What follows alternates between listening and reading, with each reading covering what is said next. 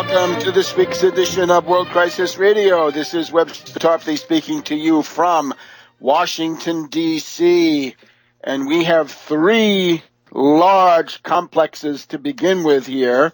It's Friday, the 3rd of October, and three big things. The first, including as we look towards the U.S. election, more details on John McCain, the terrorist's friend, cavorting with a caliph, with a kidnapper, and a cannibal. The big three, caliph, kidnapper, and cannibal in Idlib, Syria. This gives C cubed, or just about, C or K, but call it C cubed. Not command, control, and communication, but a caliph, a kidnapper, and a cannibal. I suppose we can get by on fudging the spelling. It's like poetic license, okay? That's where he was. That's number one. We want to add in his little friends, guys like Congressman Lamborn of Colorado, who is urging mass desertions, mass insubordination, and mutiny in the U.S. Armed Forces at a time of war in Afghanistan, the threat of war always in the Middle East with ISIS and these killers, public health emergencies, and so forth. But the despicable anti-state anarchists, these Republicans, I guess we can call them. That's a curse word in its own right.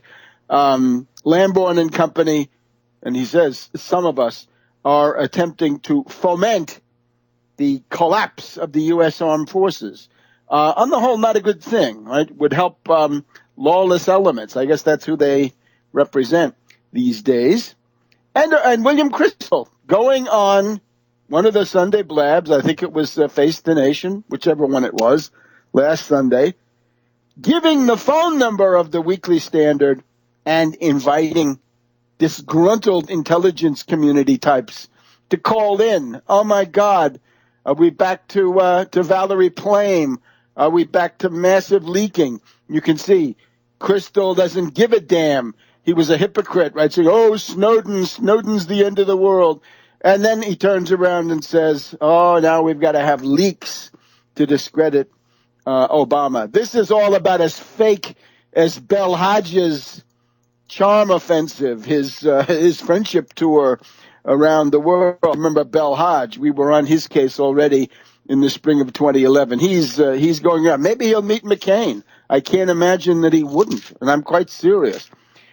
And then we've got the Secret Service question, and I hope we'll have time today to go through a kind of a summary, which I think represents the current state of our knowledge about what's been going on with the Secret Service, in particular from 2008, 2009 to the present time, but just some other notes to fill that in. So let's start with McCain. Now, as people know, that we're dealing essentially with two kinds of photographs, right? There's a photograph of McCain in Idlib, Syria, April 2013, where he's sitting down with a group of people. And the one guy in the room that anybody who's been looking at these things can recognize is General Salim Idris, who was the head of the Free Syrian Army until he fled to Doha, and his number two fled to Stockholm as the Free Syrian Army essentially ceased to exist back in about December of last year, right, when their weapons warehouses were taken over by the Nusra, Al-Qaeda, ISIS, whatever it is. And then we have the outdoor pictures, right, where they're coming out of the meeting, apparently standing in front of a doorway, and you see McCain sort of mugging for the camera with a group of these people. Now, I had spent some time trying to figure out who these people actually were. And the first problem that you face with these people is not quite as bad as a British. The British always have, if you're a British oligarch, you have three names. But in this case, they have two. They have their normal name, and then they have their nom de guerre. So this is where we have to begin looking. Now, let's just bring ourselves up to date. In the indoor picture, you see McCain with General Idris, and you also Caliph. You see this guy, Ibrahim Badri, alias Baghdadi, Al-Qaeda, $10 million reward or something up to $10 million reward. And then, of course, the head of ISIS at the time, and now Caliph Ibrahim, the head of the caliphate with his Rolex watch. So you also see some other guys, right? Now, some of these, we're working on trying to identify those people. Now, in the outside picture, we see McCain in the center. On the right-hand side, we see a guy called Muaz Mustafa, who is something approaching a lobbyist, I would think. He's in the right foreground. But you've also got Mohammed Noor and the Caliph, right? So Mohammed Noor is out there in front. And this is, I think, this is going to be interesting. But the guy that is most interesting at this point, and I would send you to a very interesting website here. This is now called Countercurrent News. Countercurrent News, September 30th. John McCain accidentally admits he met with ISIS members. Well, that's not the news. That's the old Fox News. But what we're being told now is what I had been working on earlier in the week.